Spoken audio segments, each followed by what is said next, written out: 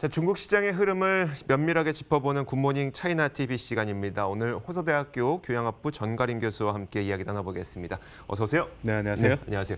그 중국에서 신종 코로나 바이러스로 인한 확산 사태가 좀처럼 뭐 잦아들지 않는 기세인 것 같아요. 네. 이에 따라서 산업적으로도 뭐 중국에 있는 우리나라 공장들도 다 가동을 좀 중단을 하려고 하는 움직임이 좀 나타나고 있는 것 같고요. 좀 그 상황을 좀 전해주실까요? 일단 지금 조업 차질로 인해 가지고선 국내에 대한 여파도 상당합니다. 네네. 잘 아시다시피 춘절 연휴가 이제 연장이 되면서 원래는 30일까지였던 게 2월 2일 그리고 다시 2월 9일로 연장된 상태거든요. 네네. 근데 여기서 좀 흥미로운 사실이 하나가 있습니다. 중국 업체 중에서는 소위 핵심 산업이라고 규정된 산업에 대해서는 조업을 지속하고 있다는 점입니다. 그래요? 네, 그래서 가장 대표적인 게 화웨이고요. 그리고 네. 이제 조만간에 오포와 비보 같은 회사들도 이제 생산을 이제 재개할 것입니다. 그리고 SMIC라는 그 회사는 춘절 연휴 기간에도 계속 생산을 해왔거든요. 네네. 그래서 이런 점을 보게 되면 아무래도 지금 현 상황에서는 코로나 바이러스의 영향으로 인한 어떤 조업 차질이 예상되지만 국내적인 측면에서, 그러니까 중국 국내적인 측면에서 보면은 다소 기업의 조업 과정에 있어서의 차별감이 있다. 그리고 그 영향으로 인해 가지고선 소위 외국인 기업들은 영향을 상당히 보고 있다라는 것이죠. 잘 아시다시피 이제 삼성의 플래그십이라든지 애플 플래그십도 지금 모두 문을 닫은 상태거든요. 네. 예, 그래서 이런 차별적인 것이 과연 어느 정도 해소가 될 것인가, 그리고 조업 재개는 언제 될 것인가에 따라서 아마 한국에 대한 영향도 달라질 것이라고 생각합니다. 알겠습니다. 그 말씀하시는데 이제 핵심 산업이라고 저는 처음에 언급하셔서 네. 뭐 우리가 생활에 필수적으로 필요한 생필품들을 생산하는 네. 산업인가, 혹은 뭐 아니면 우리가 뭐 생활을 유지하는 데 필요한 유틸리티 산업인가 했더니 네. 그게 아니라 화웨이라는 거는 그냥 반도체 산업이고 네, 본인들이 맞습니다. 역점을 두는 산업은 공장 돌리고 네, 맞습니다.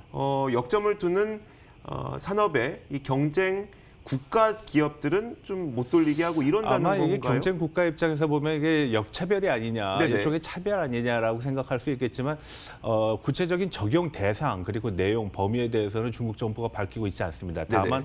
핵심 산업이라고 규정된 몇몇 산업에 대해서는 지금까지 조업을 계속하고 있다. 혹은 조업 재개가 상당히 이르게 작동할 가능성이 높다라는 것입니다. 네네. 알겠습니다. 자, 너무 과도하게 해석할 필요는 없겠네요. 네, 일단 뭐 상황이 상황인지라. 네. 알겠습니다. 그럼에도 불구하고 뭐 시장 분위기는 꽤 좋아지고 있어서요. 뭐 중국 네. 증시에 대해서도 이걸 어떻게 봐야 될까요? 인민은행이 우리나라 돈으로 한 200조 원 넘는 금액의 유동성을 공급하겠다고 했습니다. 네. 이 덕분이라고 봐야 될까요? 아니면 좀 다른 해석도 있나요? 저는 그렇게 생각하지 않습니다. 유동성 확대가 증시에 미치는 여파, 영향이라는 건 아직도 상당히 제한적이라고 볼 수 있겠습니다. 네. 우리가 2월 3일 날 개장을 통해 가지고선 대폭락이 있었기 때문에 이 유동성에 약발이 없는 것이 아닌가라고 얘기를 하는데 네. 실질적으로 유동성 자체가 지금 시장에서 상당히 긍정적인 영향을 미치기 위해서는 여러 가지 요인들이 겸비가 돼야 됩니다. 예를 들어서 코로나 바이러스의 확산세가 좀 잦아든다든지 네. 중국 정부의 어떤 경제 활력을 위한 조치들이 연속돼야 되거든요. 네네. 그런데 지금 조업도 하지 않는 상태에서, 그리고 언제 끝날지도 모르는 상태에서, 그리고 세계적인 증시도 여기에 대한 우려감이 굉장하단 말이죠. 그리고 네. 대기업들, 특히 그 해외 기업들의 어떤 그런 영향력이 지금 상당히 실질적으로 나타나고 있는 상황 속에서 유동성 공급만으로 될까? 오히려 지금 4일, 5일을 통해 가지고서 이제 반등세가 나타나고 있는데, 이 반등세는 아무래도 중국의 소득층 보이지 않는 손, 중국 정부의 어떤 기관 투자가들에 대한 제재, 그리고 뭐 어떤 가이드라인 때문에 나타난 것이 상당하다라고 볼 수 있겠습니다. 왜냐하면 과거 사스 때도 그랬고요. 그리고 환율 전쟁이 본격화되던 시기에도 그런 점이 나타난 적이 있거든요. 네네. 그래서 어떤 매도세를 줄이는 그런 영향들이 상당히 나타났다. 그래서 오히려 보이지 않는 손을 통해 가지고선 지금 단기적으로 이런 효과를 노리는 것 같은데, 네네. 시장 자체의 200조라는 것이 과연 얼마만큼 효과가 있는가는 여전히 의문입니다. 여기서 그치지 않고 이제 중국 정부에서도 실질적인 경제적인 여파는 차후에 더 나타나게 될 테니까 여러 네. 가지 대책을 준비하고 있습니까? 네, 그렇습니다. 뭐 금리 인하라든지 특히 대출 금리죠, 기업에 대한 네네. 그런 조치들이 있었고, 그리고 각종 보조 정책이 이제 나올 것인데 이게 사실 문제입니다.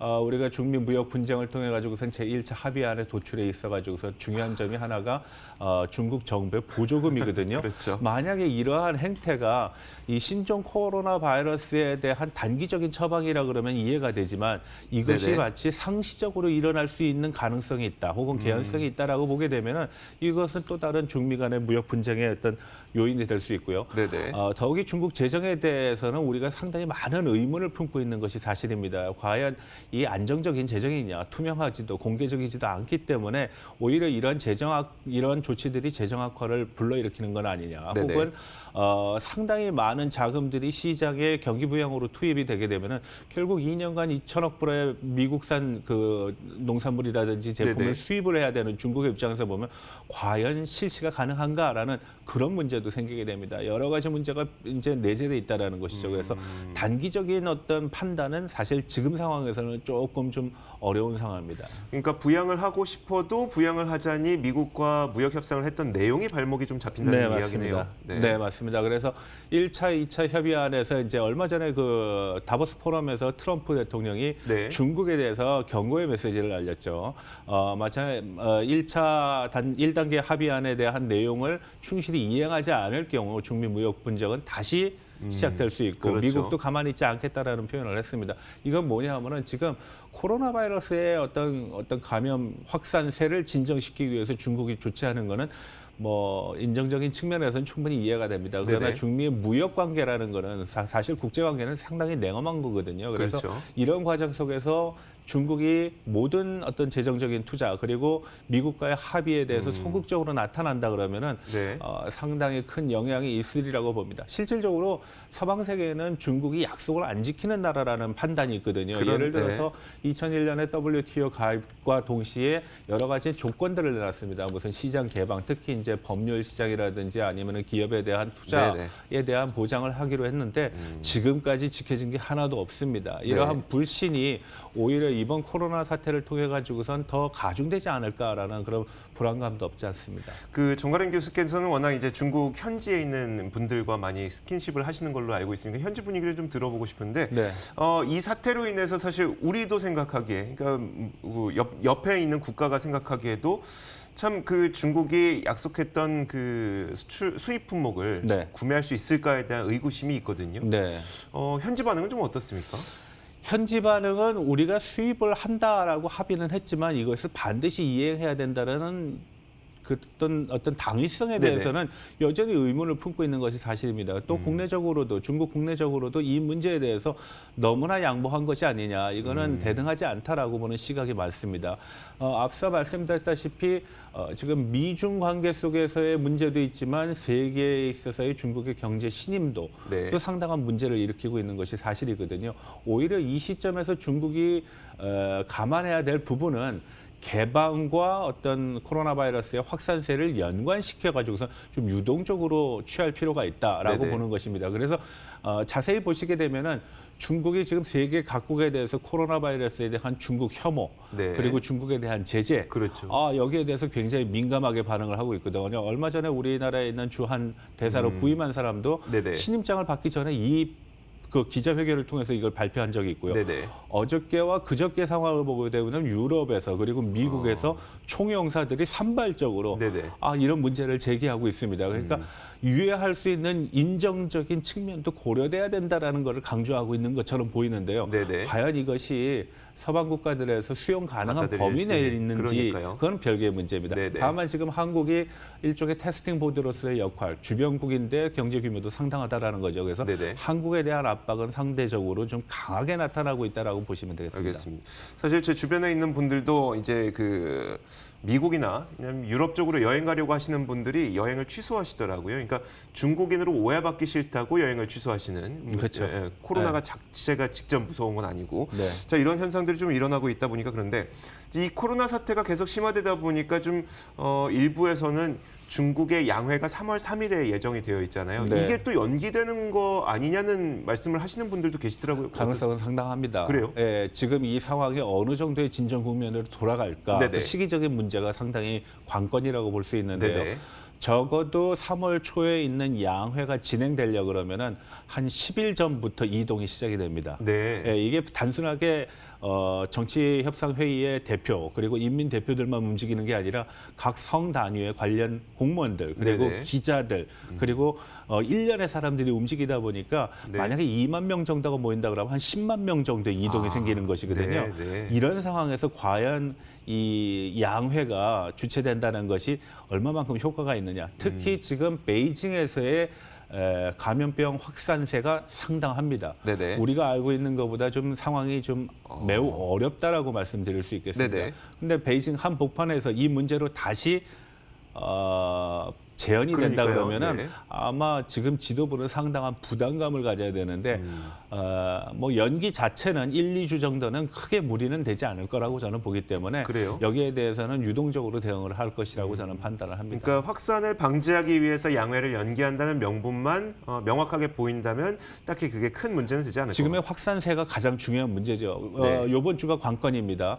쪽난산이라는 감염내과 전문의가 네. 이번 주가 피크라 그랬는데 사실 피크가 되지 않을 가능성이 높습니다. 그저께서부터 굉장히 폭발적으로 늘어나고 있거든요. 네네. 그래서 호선산이라는 임시병동 1,000명 정도를 수용할 수 있는 임시병동을 10일 만에 뚝딱 만들었는데 네네. 과연 이것이 효과적인가? 예, 오히려 다음 주에 있을 조업의 본격화, 네. 출근의 본격화가 되게 되면은 진정한 대이동은 아마 이번 주부터 시작될 것이다. 그러면은 이 확산세를 관리하기가 더욱 어려워질 수도 있다는 측면에서 보면은 우리가 조금 좀 시간을 두고 지켜봐야 될 상황이라고 봅니다.